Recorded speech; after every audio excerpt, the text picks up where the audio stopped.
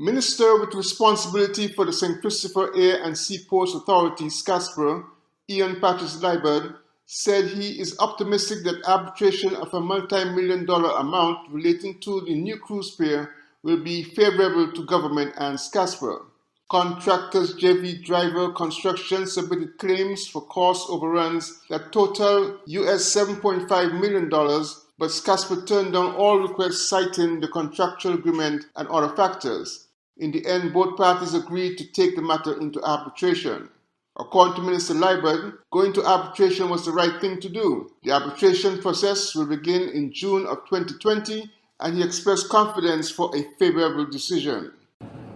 We, as a government, and as SCASPR, and I as the agent for SCASPR, supported the view or the recommendation of the consultant to reject the claim and go to arbitration, because we couldn't take up $7 million of the people's money like that because we had a claim and pay it. We preferred that we have discussions, and they preferred to go to arbitration. And at the end of the day, the whatever comes down, we will have to face it. But I am optimistic that it will come down in our favor as a SCASPR and as a government. Okay. And has those negotiations, talks begun as yet? I understand that the arbitrators have all been identified. It is my understanding as well that the arbitration would be around June of 2020 or 2020. That, for sake of information, does not prevent the project from being completed.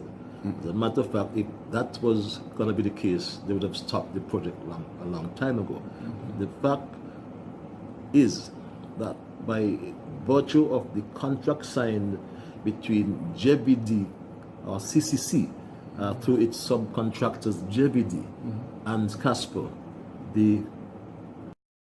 Minister Liebert said there were 7 components of the total amount, but the major component was the claim based on unforeseeable physical conditions.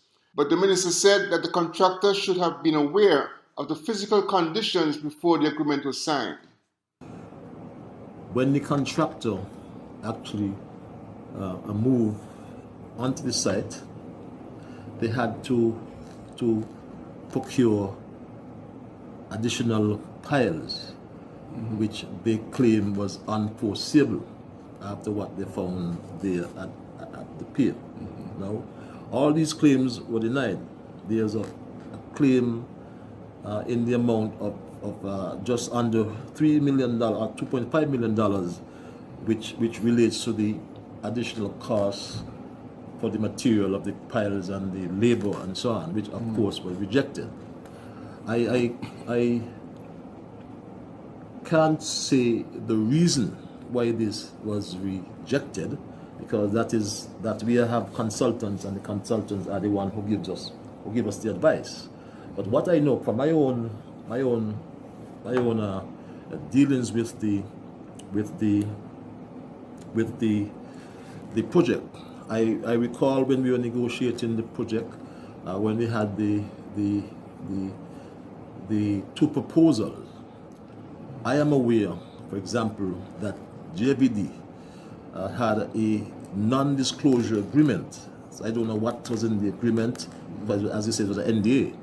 And they got access to the designs by Cashman, Jake W. Cashman, I think it was, did the designs. So they had ample time to look at it and make their own assessment. So I don't know what is the basis of the denial, but I know that for a fact.